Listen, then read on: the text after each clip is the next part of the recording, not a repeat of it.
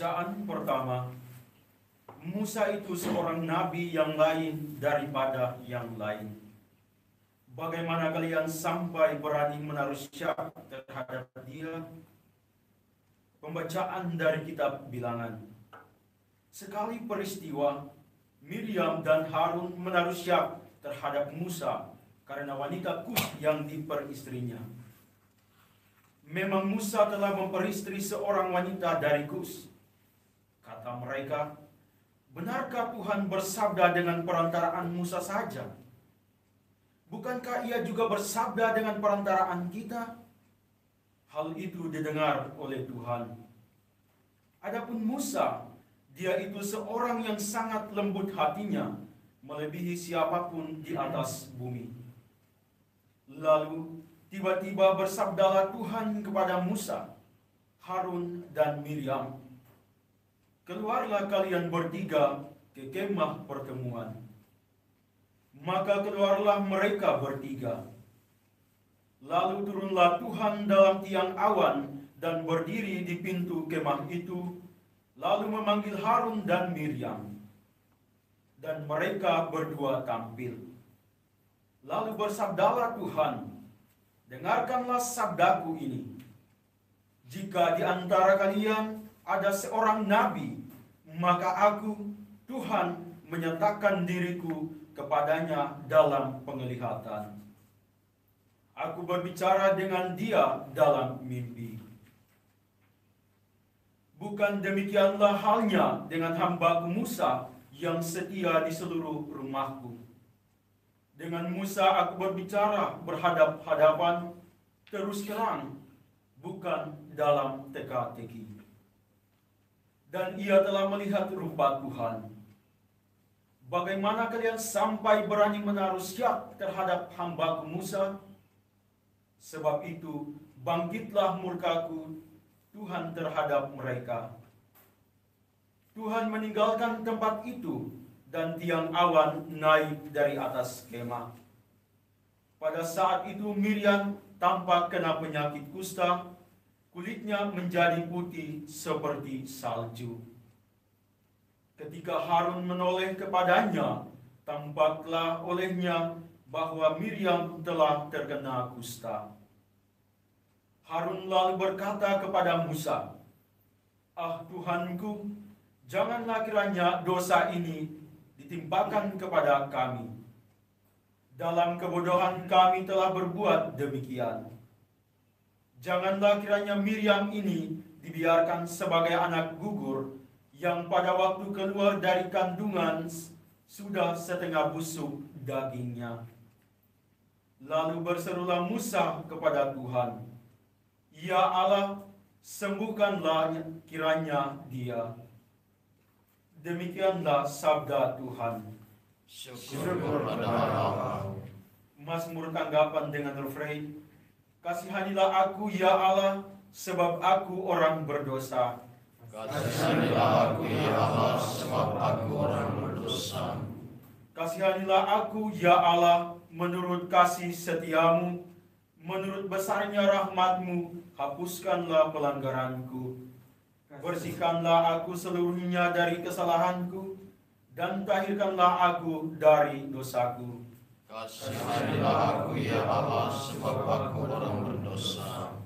Sebab aku sadar akan pelanggaranku, dosaku selalu terbayang di hadapanku.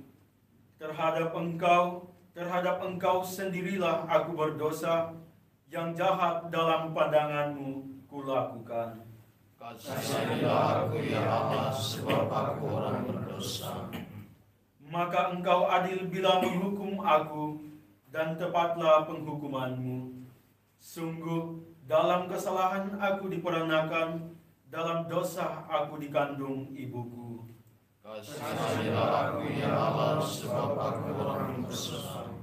Ciptakanlah hati yang murni dalam diriku, ya Allah, dan baharuilah semangat yang teguh dalam batinku. Kasihanilah aku ya Allah, sebab aku orang berdosa. Baik, pengantar Injil. Haleluya, haleluya, haleluya.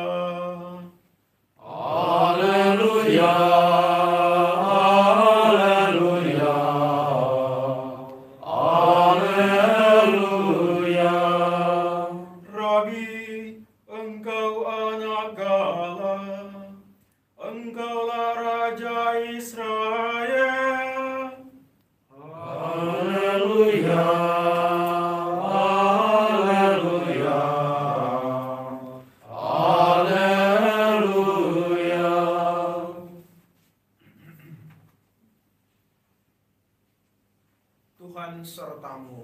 Dan sertamu juga. Inilah Injil Yesus Kristus menurut Matius. Dimuliakanlah Tuhan. Sekali peristiwa, setelah mengenyangkan orang banyak dengan roti, Yesus segera menyuruh murid-muridnya naik perahu dan mendahuluinya ke seberang. Sementara ia menyuruh orang banyak pulang. Dan setelah orang banyak itu disuruhnya pergi, Yesus mendaki bukit untuk berdoa seorang diri. Ketika hari sudah malam, ia seorang diri di situ. Perahu para murid sudah beberapa mil jauhnya dari pantai dan diombang-ambingkan gelombang karena angin sakal. Kira-kira jam 3 malam, datanglah Yesus kepada mereka berjalan di atas air. Melihat dia berjalan di atas air, para murid terkejut dan berseru, "Itu hantu." Dan mereka berteriak ketakutan. Tetapi Yesus segera menyapa mereka, katanya, "Tenanglah, akulah ini, jangan takut." Lalu Petrus berseru, "Tuhan, jika benar Tuhan sendiri, suruhlah aku datang kepadamu dengan berjalan di atas air." Kata Yesus, "Datanglah." Maka Petrus turun dari perahu dan berjalan di atas air mendapatkan Yesus. Tetapi ketika dirasakannya tiupan angin kencang, Petrus menjadi takut dan mulai tenggelam, lalu berteriak, "Tuhan, tolonglah aku." Segera Yesus mengulurkan tangannya, memegang dia dan berkata, "Orang kurang percaya, mengapa engkau bimbang?" Keduanya lalu naik ke perahu dan redalah angin. Dan mereka yang ada di perahu menyembah dia, katanya, "Sungguh engkau anak Allah." Setibanya di seberang, mereka mendarat di Genesaret. Begitu Yesus dikenal oleh orang-orang setempat, mereka memberitahukannya ke seluruh daerah. Maka semua orang sakit dibawa kepadanya. Mereka memohon supaya diperkenankan menjamah jumbai jubahnya. Dan semua orang yang menjamah dia menjadi sembuh. Demikianlah Injil Tuhan. Terpujilah Kristus.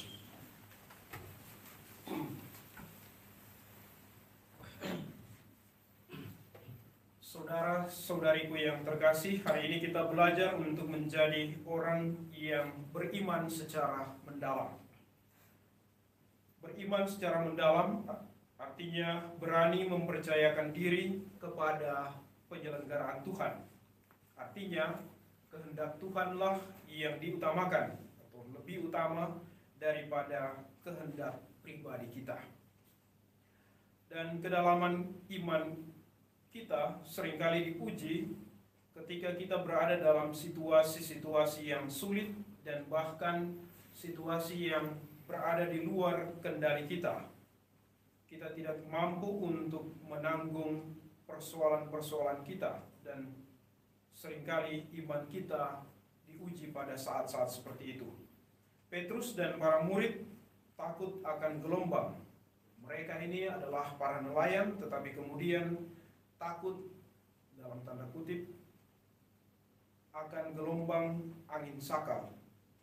Ini berarti gelombang itu sangat berbahaya karena nelayan saja yang selalu bergelut dengan ombak dan laut harus mengalami ketakutan. Dalam saat-saat seperti ini, kemudian nampak bahwa orang yang imannya dangkal kemudian mudah menjadi cemas dan khawatir. Harun juga mengalami demikian. Ia ragu akan integritas Musa sebagai nabi.